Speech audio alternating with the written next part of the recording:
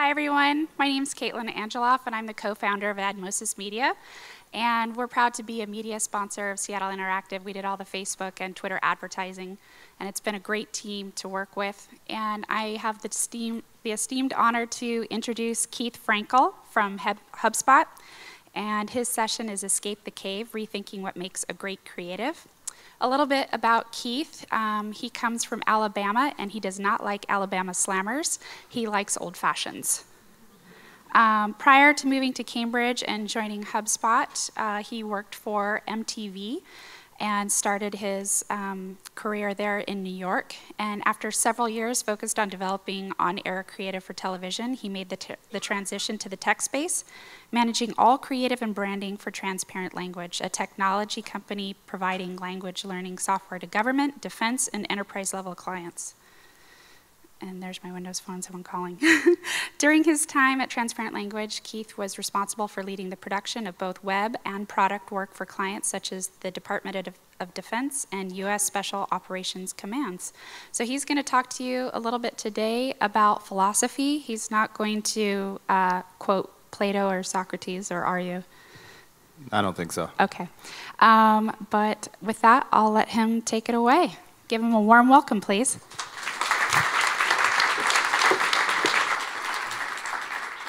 How's it going, everybody? Is that good? That's loud enough? Good. All right. So welcome to Escape the Cave, Rethinking What Makes a Great Creative.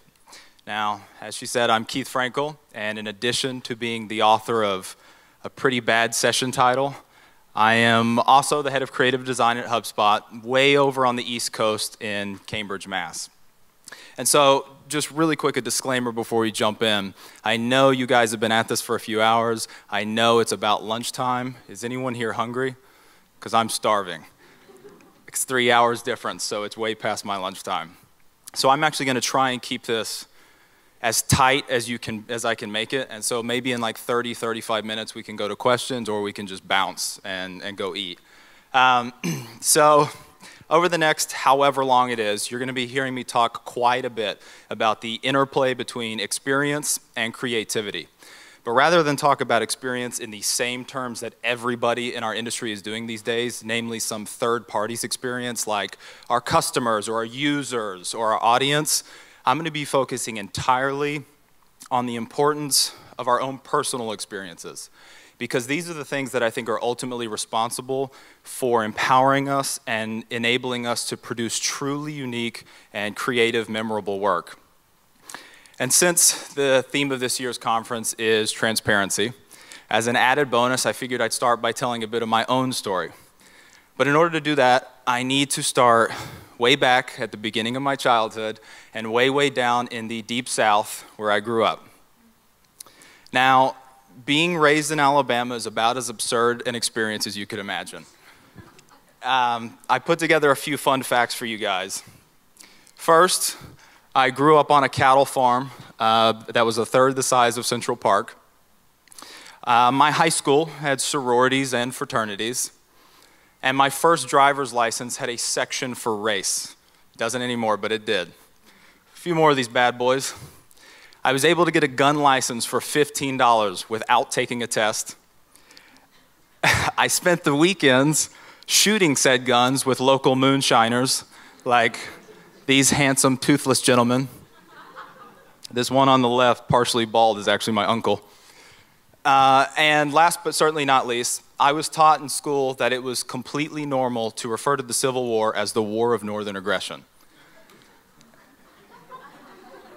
Basically, if you've seen this movie Varsity Blues, that was me. But there was a problem. Despite being raised almost entirely in the South, the fact was I was actually first-generation Southern. My mom, originally from a small town in New Mexico, and my father, originally from the Bronx in New York, only moved to the South for my dad's work. And so despite the fact that I had a really normal and happy childhood, I played sports, I did well in school, had plenty of friends, the fact was I just never felt comfortable. The South was just really never my home. And I still contribute this to the fact that the mentality of my family, the place where I was first socialized, and the mentality of my community were just so vastly different. And so really it was just a matter of a time before I finally left the South. And I eventually did. When my senior year of high school came around, I started preparing for colleges, and I basically only looked at schools in the Northeast. Now, at the same time, I basically only looked at really damn hard schools to get into. So that meant that kicking ass on the standardized test was a must. Now, who here, just quick show of hands, has heard of the ACT versus the SAT?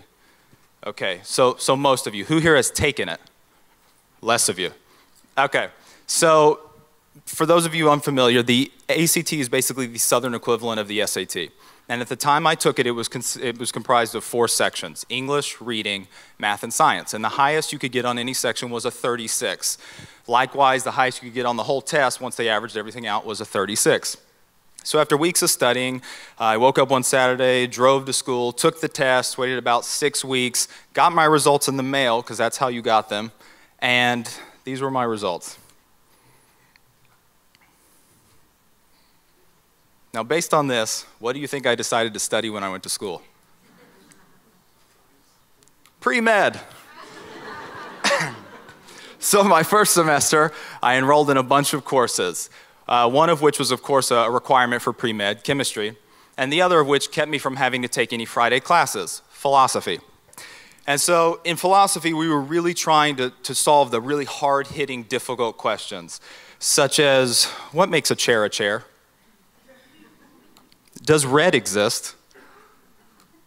Is death bad? I'm serious, these are what we did. And at the same time in chemistry, we were studying stuff more like this, and this, and this. So I dropped chemistry, made an emotional phone call to my family, and jumped on board this philosophy train straight to what my father so lovingly referred to as lifelong unemployment. Now, on my first day of philosophy class, my professor taught me 2 things. First, that the basic unit of philosophy is argument, and that no matter what I would do in the discipline, it would deal in some way with either defending, refuting, or forming some argument. And all of this was, of course, in hopes of getting closer to some truth about the world we live in. The second thing that he taught us was that all arguments, no matter how big or small, can ultimately be broken down into 2 things: premises and conclusions. And determining the validity or soundness of an argument was as simple as making sure that the interplay between these 2 things, between premises and conclusions, fit some necessary criteria. Okay, so I'm going to explain those criteria. For an argument to be sound, it basically has to pass 2 tests. First, all of the premises have to be true. And second, the conclusion has to logically follow from those true premises. And by logically follow, what I mean is that there's no way that these 2 premises can be true and that conclusion not also be true. Okay, so if this is a little complicated, I'm going to do 3 quick examples, and I promise there's a reason I'm doing this. Okay, first let's look at an example where the premises are actually not true. Okay, our first premise is I saw the movie Gravity. I did actually see the movie Gravity. The second premise, though, if I saw the movie Gravity that I had a heart attack in the theater, despite being totally reasonable, is actually not true. If you have seen this movie, it will make you want to cry the entire time. But the fact is, it is not a necessary or sufficient condition that people will have heart attacks in the theater. And so this is, of course, not a sound argument. Next, let's look at an argument where the premises are actually true, but where the conclusion doesn't follow. Our first premise, all Republican senators are U.S. citizens. Boom, that's good. Second premise, all Democratic senators are U.S. citizens. Boom, that's good. To be a senator requires U.S. citizenship. But unfortunately, it does not follow that because these 2 things are true, that the conclusion also has to be true. So it doesn't work. And finally, just so we have it, let's take a look at the last one. This is one you see every day in philosophy class. This is the ultimate simple philosophical solution. All men are mortal. Keith is a man, therefore Keith is mortal. Okay, so everybody has that. Good. Okay, awesome. So now this is it. Despite what you may think or have heard about philosophy, it is as simple as this. It does not get any more difficult. And what's crazy about this is that, this is what I want you to take away from this, is that every argument that has ever been made in the history of humankind or will ever be made in the future of humankind can ultimately be broken down like this. into premises and conclusions that when you go through and apply these certain necessary criteria to, you can deem if it's sound or valid. That's absolutely true. Likewise, every philosophical essay that has ever been written in the history of mankind or will be ever written in the future of mankind can ultimately be broken down into premises and conclusions like this, that if formatted into a bulleted list, should comfortably fit on a single piece of paper. So my question is, why the hell is every philosophical essay 400 pages long? And the answer is this: because of the vast amount of explanation and description it takes to get from this first premise to the conclusion of almost every argument. The fact is, you have to go through and painstakingly prove the truth of every single premise. And some of these premises have hundreds or even thousands of years of counter-argument attached to them that you have to in some way address while you go through this. Not to mention that because what it takes to be a sound argument, that every premise is true, if even one of those is faulty, there's no reason to read the rest of your writing. It's done, because that's what it requires. And again, all of this, though, all has to lead finally to your conclusion. And this is a huge reason why philosophy is so difficult and why so many people have such little patience for it. But there is one huge upside to studying philosophy. If you're able to stick with it, if you're able to gut it out and grind through it, it trains the brain to work in a very, very unique way. To do philosophy with any kind of success, you have to be able to handle the most macro and the most micro of levels. On a high level, no matter how many premises you have to prove true, no matter how many pages you've written, you're only leading to one conclusion, one goal, and everything you do is all about achieving that goal. At the same time, though, you have to be very careful not to gloss over the granular, not to let something seemingly insignificant and small trip you up and undercut all of your progress, because it can. In philosophy, every single word matters. So much so that confusing an and for an or can undercut an entire philosophical essay. So, this is a very difficult thing to try and handle. But if you can stick with it long enough, if you can kind of hang in there and duke it out, eventually you will be able to do this. Your brain is trained to function like this. And so I did do this. But after spending several years writing and studying and even publishing a few of my own pieces, I got to the point where I was completely fried. And so I decided to leave and find something else to do. And this is where my creative career started.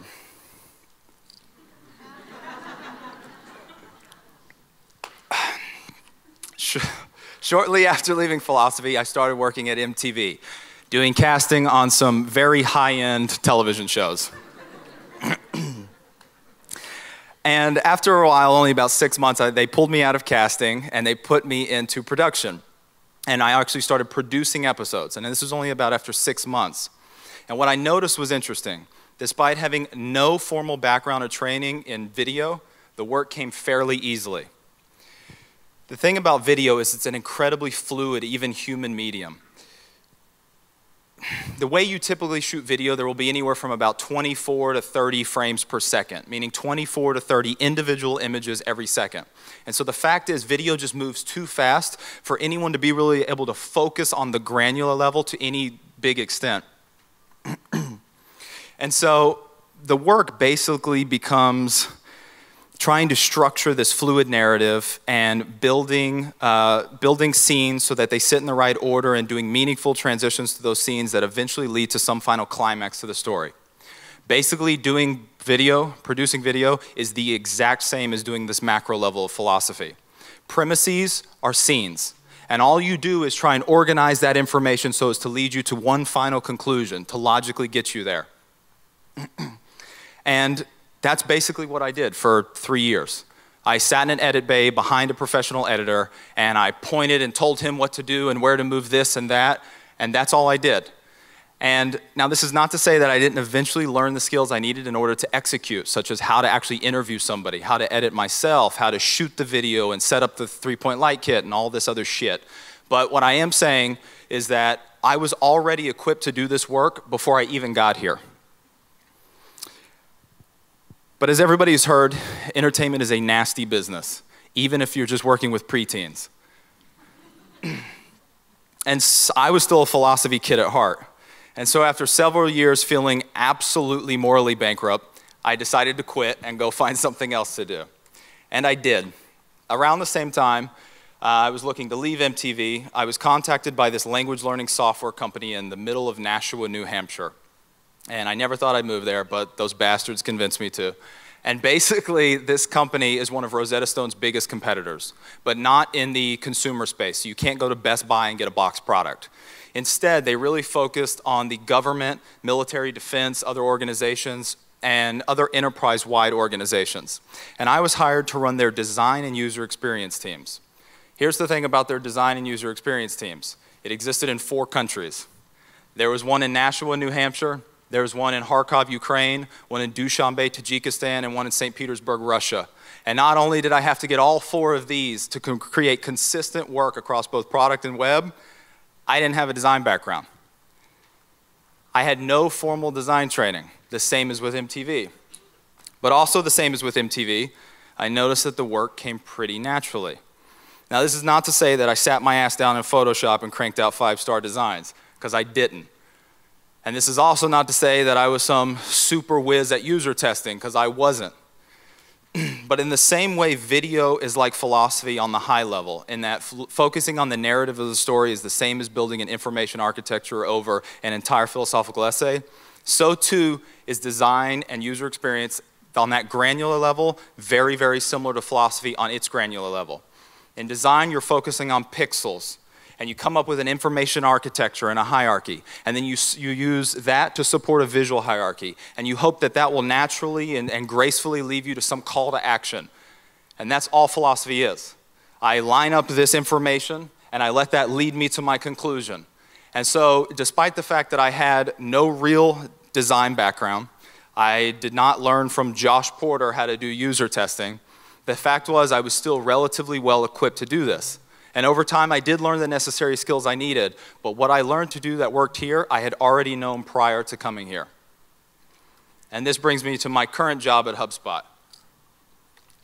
Who here is familiar with HubSpot? Okay, I wish it were more. So at HubSpot, I basically lead an in-house creative team who's responsible for all of the video and almost all of the design that the company produces. And so when they first hired me, HubSpot wanted to, quote, improve their creative team. And at the time, it really had this bad news bears ragtag thing going on. The quality was there, but there were major structural and procedural issues that had led to major productivity and quality issues. Now, if you're unfamiliar with HubSpot, we're basically a B2B SaaS company that specializes in inbound marketing. People here have heard of inbound marketing. Awesome, not many of you. So here's the thing about inbound marketing. That central to this idea is one of consistently and frequently producing content that people want to consume. And HubSpot really believes and drinks its own Kool-Aid. We are a content machine. Just for a few numbers to throw it out there. So we have a blog. It has 2 million unique subscribers, which is a lot for a business-to-business company. Every day we produce at a bare minimum 5 blog posts, every single day. Our content team writes anywhere from 5 to 15 unique lead-generating offers every single month. These are usually ebooks or infographics, something like that. Our product team commits code 100 times every single day. And my own little video team of 2 people produces anywhere from 5 to 10 videos every single month. So as you see, when I first started to assess, okay, how am I going to fix these problems? I had an absurd expectation put on me that this is how fast we move and this is how fast you need to move. And that's not what creatives do. We take our sweet ass time and we make it really nice. HubSpot does not believe in that shit. So I had to move incredibly fast, but at the same time I could not sacrifice quality because the quality had been sacrificed enough. And so I was brought in to try and fix all these issues. And so I experimented. I guess this was like my first few months, I tried every crazy thing I could think of, and most of it was fucking reckless.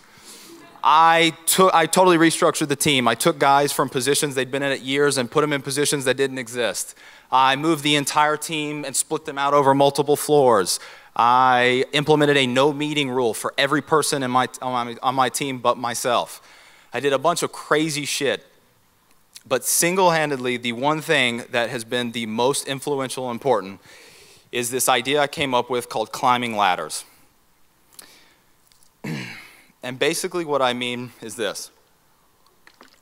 My job as a creative director is to meet with the client, and I try to assess what their need is. I don't listen to what the fuck they want. I listen to what they need. And I take all their requirements, and I take the specifications, and I start to come up with an idea or concept for how we can solve that problem. Then I take that information back to my creatives, my designers, my video guys, and I pass off all this information to them. Now, if they decide to go with my idea or not, that doesn't matter. Their job is to build a deliverable. But my job is not over. I then have to come in and try and beat that deliverable to hell. I push on it and I pull on it and I bite at it and I do everything I can to poke holes in it.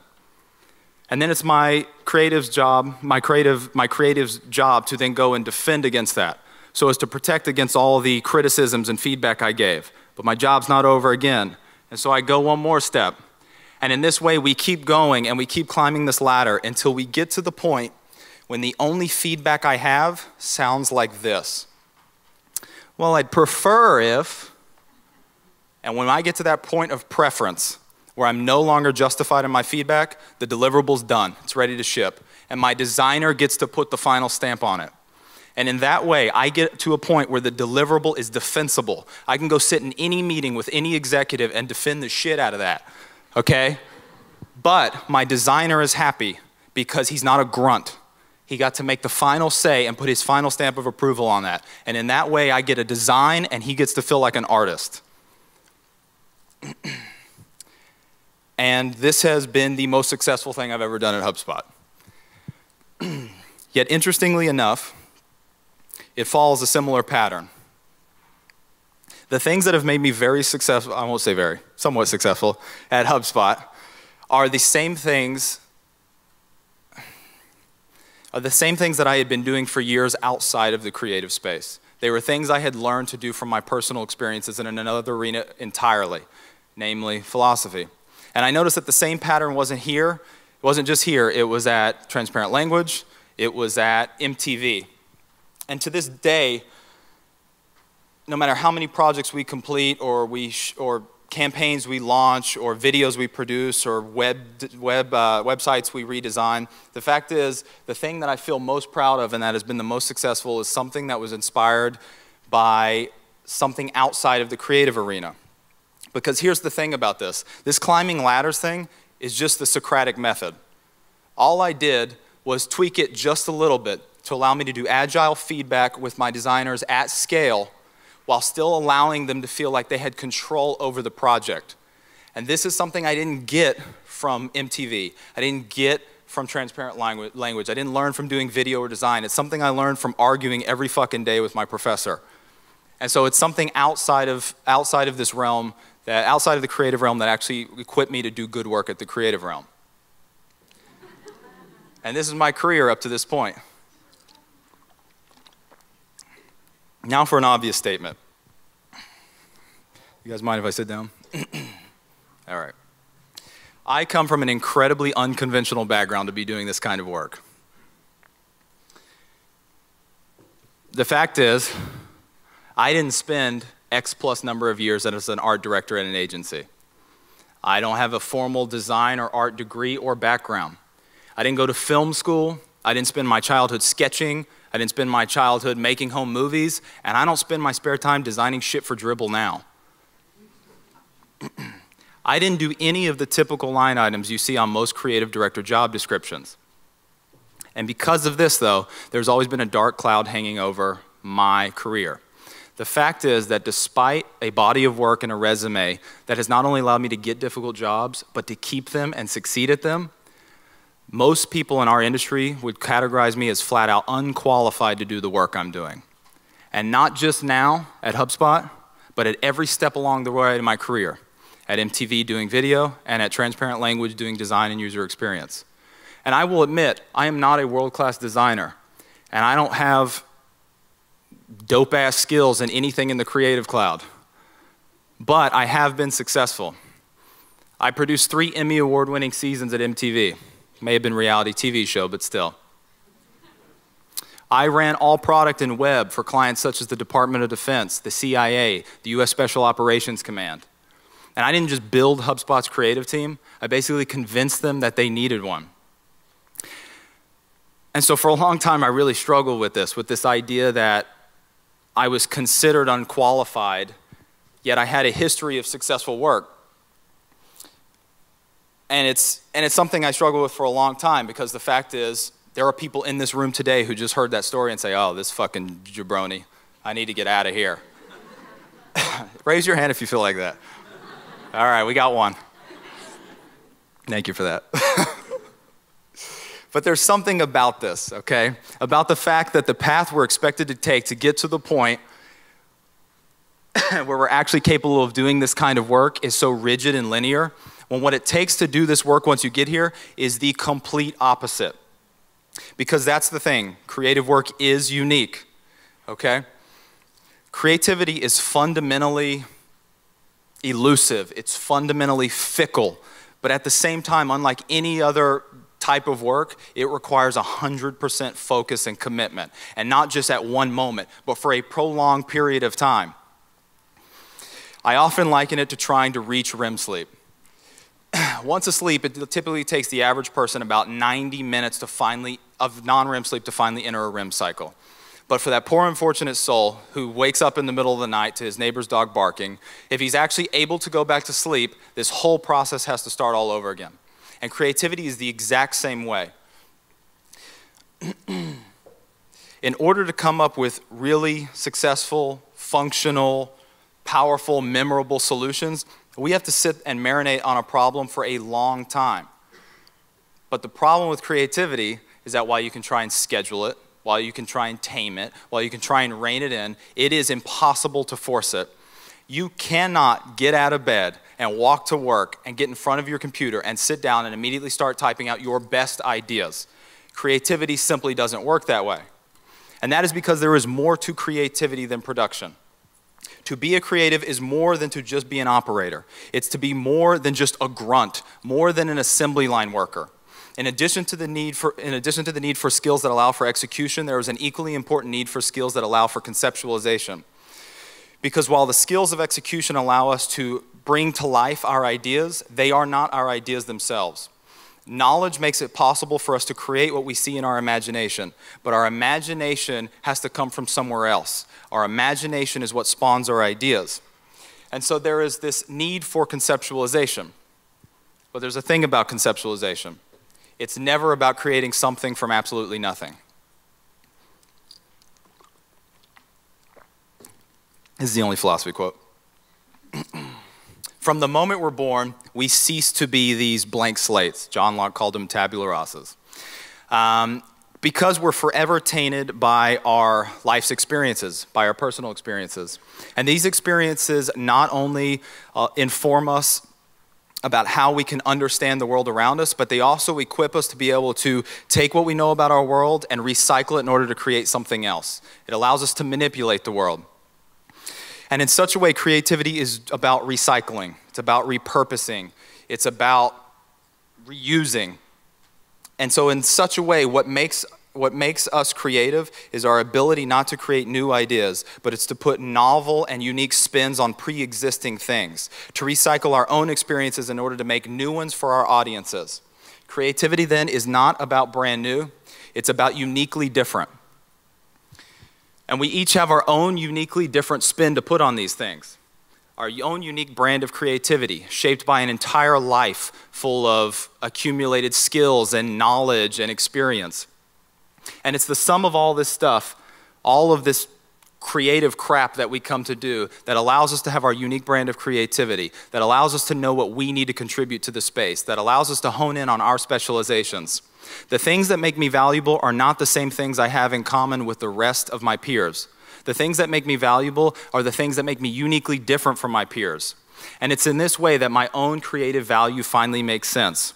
Following the creative path I have, jumping from ridiculous discipline to ridiculous discipline, I was unknowingly steering myself completely away from any kind of specialization and execution. The fact was I was not learning enough about a single discipline to be able to kill it at that discipline. what I was doing unknowingly was generalizing my knowledge. But it was exactly this wide range of experiences and this generalized knowledge coupled with the truly unique skills that I learned from doing philosophy for years that basically made my creative value and creative specialization known. I will never be the guy who is able to produce world-class individual pieces. But my unique value can come from being the guy that is able to put those fucking pieces together. And I can. Because, and there's something here about this, you need both pieces. And despite the fact that the gentleman in the back puts far more importance on that, on the skills that it would take to do execution, you have to have both. You have to have both execution and conceptualization to do high-class, world-class level work. Here's where we run into an issue though. The work we do is really damn hard. The truth is, humans have advanced to the point where most of the remaining problems we have to solve every day are just very, very difficult. And because there is only so much information one human brain can handle, we've had to become increasingly specialized in our knowledge and skill sets. And it's this increasing specialization amongst us all that has had one major implication for creativity, that it's become a group effort. And for good reason. This increasing complexity of human knowledge, coupled with the ever-expanding difficulty of all these remaining questions, means that people must either work together or we fail alone. Which brings me to my final point about creativity. What ultimately makes a great creative are other great creatives. As individuals, we are awesome at pumping out a lot of bullshit ideas. It's what brainstorming is all about. But as groups, we are great at refining those ideas and picking them and scraping through them and making them to the point where they're presentable to give to the world.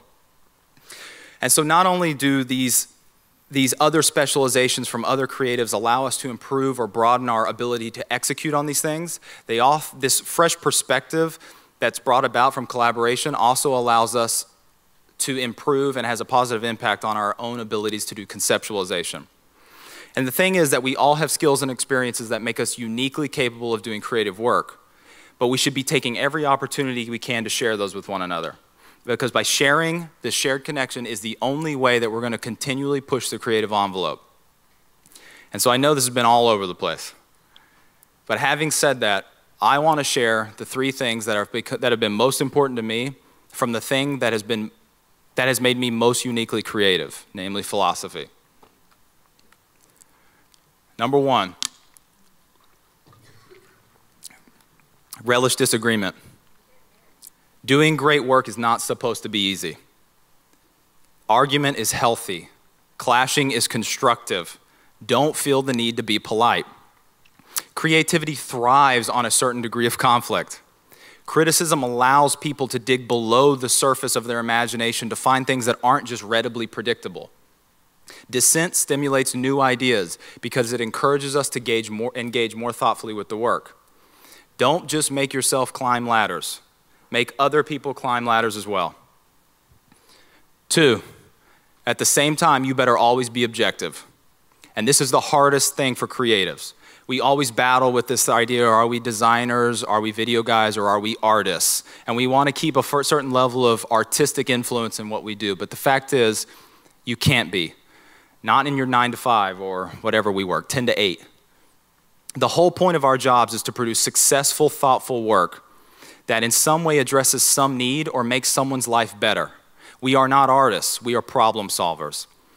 And so above all, be honest with yourself. Acknowledge when subjectivism and when personal preference are motivating your decisions, and do the best you can to get away from that. The quality of your work will thank you. And this brings me to my last lesson that I have to share. But in order to do so, I need to tell a story. Luckily, it's the most famous story, or one of the most famous stories in all of philosophy. And it is the inspiration for the title. It's called Plato's Allegory of the Cave. Raise your hand if you've heard of it. Okay, great. So Plato had certainly a different agenda when he did this. But I think the metaphor fits quite nicely here. So basically, this photo is of the cave, and I'm going to try and paint this photo. Imagine a cave. It's really dark and it's really deep. And at the back of that cave, there's a family, a group of people, but we'll call them a family. And this family has never left the cave. They've never seen one another. They've never experienced the opening of the cave or life outside of the cave or any other room or tunnel in the cave. And this is because they're all chained up, as you see here. They're chained up in such a way so as the only thing they can see is the back wall of this cave. They can't see one another. They can't see what's behind them. They can't look down at their own bodies. All they see is this back wall. At the same time, there's another group of people, not pictured. And they have a fire going in the background. And in front of this fire, they have puppet shows. And they play around, and they have objects, and they have people, and they have animals. And what this has caused is the light from the fire is shining on to their puppets and shining shadows onto the back of this cave wall. And this is all that these poor people, our family chained up here, this is all that they ever experienced for their entirety of their lives, is these shadows on the back of a cave wall. Now let's imagine they get free. Gentleman in the back goes and lets them out. Takes off their handcuffs and their shackles, and they're able to look around for the first time. First, they look down at their own bodies, and they realize, holy shit, there's something here. Then they look left and right, and maybe all they heard was voices, but for the first time, they say, holy shit, there are other people here. And then they turn and they start to walk. They're like, whoa, that thing is hot. That's fire. And then they see all these things that were lying there, these puppets that they've been seeing for years, but only shadows of them. Now they see the real objects. And let's say they eventually walk to the mouth of the cave, and they leave the cave, and they experience the world in all its wonder. Simple question. Do you think the conversations they had prior to leaving the cave are the same as the ones they had after leaving the cave? Hell no. The fact is, this experience of only experiencing such a limited amount of information and suddenly experiencing a whole lot of information, there is no way that doesn't undoubtedly shake them to their fundamental cores. What I'm trying to say is that creativity works the exact same way. We all exist in our own personal caves.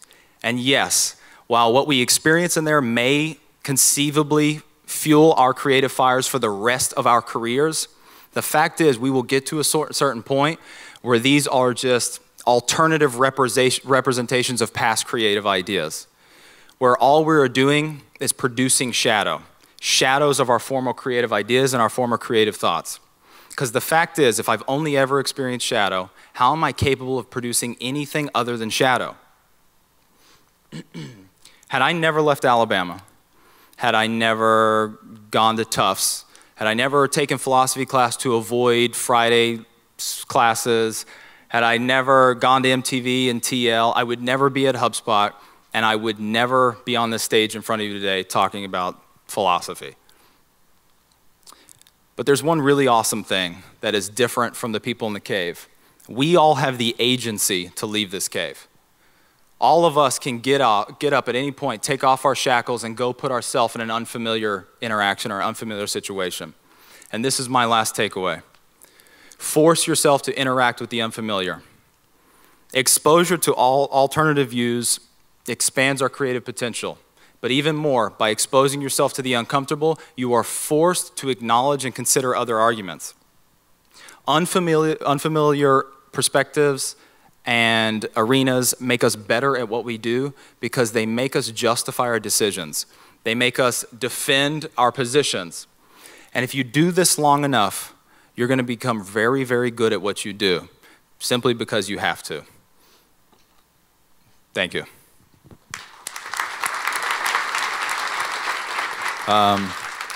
So obviously I like to argue. So if you'd rather tweet me, that's totally fine. If you guys want to run off to lunch, totally cool.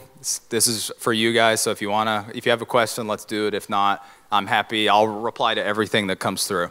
So totally up, okay? I'm just wondering how you got these jobs if you didn't have a background in these jobs. Can't you tell I have the silver tongue?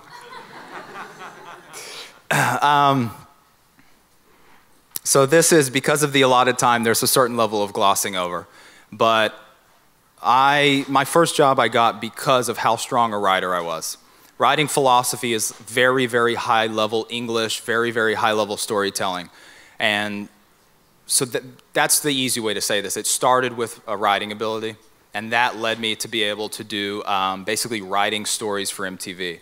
And from there I learned more about creative video, building a creative team, and that's how I then moved to the next job. And I will also say that our industry is very much an apprenticeship and mentor-based industry. And I was very fortunate at every one of these places that while I had the skills that taught me to do what I needed to do in other industries, these people really helped train me to get to the point I am today. Yeah, I was just wondering, was there a time or experience when your technical limitations prevented you from fully understanding or dealing with a situation? And if so, how would you address that? Absolutely, no doubt about it. And so that goes to my second point, be honest with yourself. If I can't argue or debate you, there's no point in me like putting up a fuss about it. And so what I did is every job I started, like I said, I had mentors, but it was my job. Let me go back. This is how I think about skill sets. We each have a bullseye, okay? And we have a skill set we're incredibly good at, and that's our number 10. And over the course of our career, we need to build out some 9s and some 8s. And after that, we should build out some 8s and some 7s and 7s and 6s. And over time, this bullseye will become really full of skill sets. But the nature of these skill sets, how they play with one another, will actually lead us towards a certain specialization. I know what I know, and I talk about that well. And people that know better than me in other arenas, that's the whole point of collaboration. Now, if I do not know how to do what I've been hired to do, I better really go learn how to do that quickly. And so there have been times that I've done that, where I've really forced myself to go out and learn the pieces that I felt were just a little too weak, 5 or 6s versus 7s or 8s. That's a little abstract. I don't know if that helps.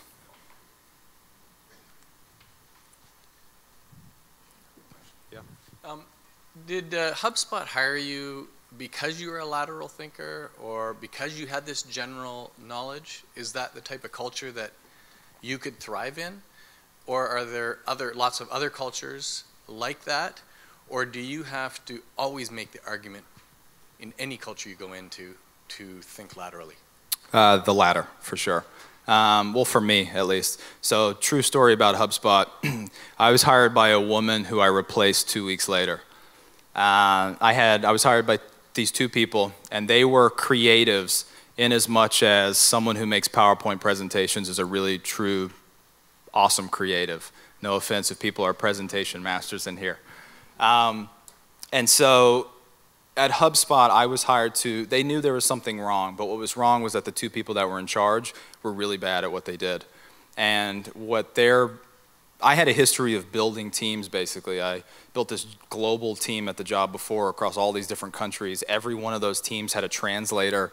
It was psychotic. And so having done that, that was really the thing. The other thing about this team is before I came, there was no web work done by this team. Our product team was actually having to do all marketing web work, which was a very bizarre thing. And so they wanted to pull that away. And I had a very strong web background by the time I got to HubSpot. But there is something about, so I have an art director, and when we first met, I've now brought him to 3 jobs. He was with me at MTV. I got hired at Transparent Language. They gave me the offer letter. I said, awesome, you got to give this guy an offer too. And they did. And then I got an offer letter to HubSpot. I said, awesome, you got to give this guy an offer letter too. And they did. And when I say mentor, it's this guy. His name is Jonathan Smith. It's the worst name ever. And and he said something to me the first day we ever worked together at MTV, and it stuck with me from day one. He said, Keith, I just want to be creative. I don't give a fuck what you do as long as you go to bat for me. And that's what I've been doing my entire career. I view my job first and foremost to not only establish an environment in which inspirational work can be done by blocking against distraction and kind of allowing these different personalities to intermingle with one another in these really interesting ways, but it's my job to go deal with the bullshit of convincing people to let something like this happen, which is actually, I will say, a nice job about not being an artist, is that I come from a different perspective. I come from this place where it's all about defending and arguing versus coming from this place where I get to do the shit that makes me feel good. And so it's just kind of worked out well, but I will say that to do at least my job, you have to be ready to defend the creative. So the reason I did this climbing ladder shit is because it allowed me to go into any meeting and be able to defend the creative. Does that help? Anybody else? Awesome. Oh, we got one more. No, I'm here. What was the reaction to your implementing the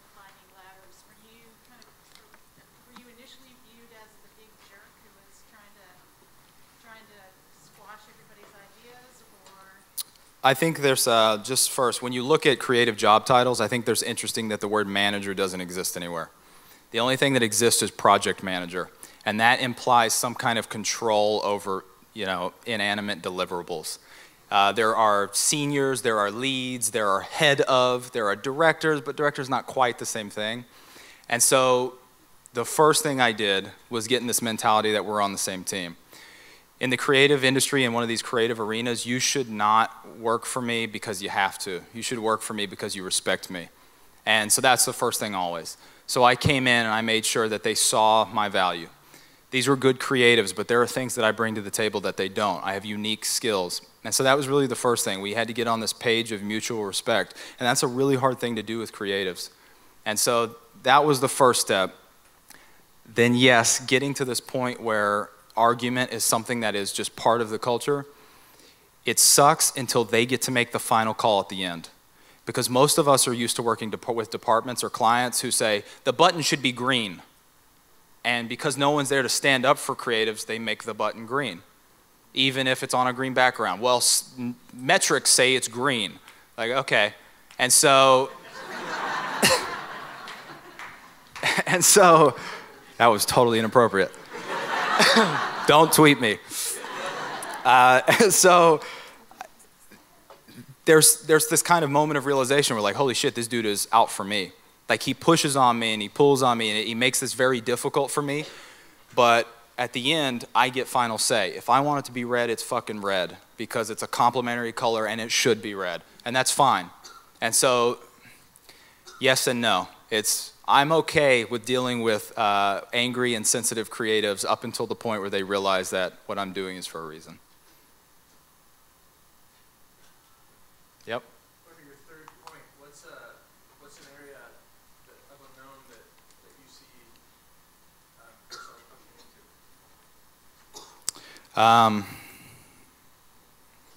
pushing into? That's good. I'll say this is obvious, but this is the most readily available. I'm sure there are better ones. So I've gotten to the point where, so I can code HTML, CSS, no problem, can do a little JS. But once we get to the point where I'm talking to a developer, I quickly get out of my comfort zone. So my job is if I can't talk to you, if I can't argue with you about your topic, I gotta find a way to get you to my topic. But engineers are sneaky fucks. And and so it gets to the point where I get in deep water and I can talk front end shit if you want, but even that to a certain extent, I'm out of my wheelhouse. And so I can sit in a room with anyone and talk design now. I can sit in a room with anyone and talk video. I can sit in a room and talk copywriting and script writing with fucking anyone. I cannot do development with very many people. I know enough to be able to talk to my designers and my front end developers, and that's it. So really, for me, I'm always looking at like, what's the next thing I can learn from an engineering perspective in order to fill up that gap, make that a 3 to a 5 or something. No more? These are fun. All right, thank you guys.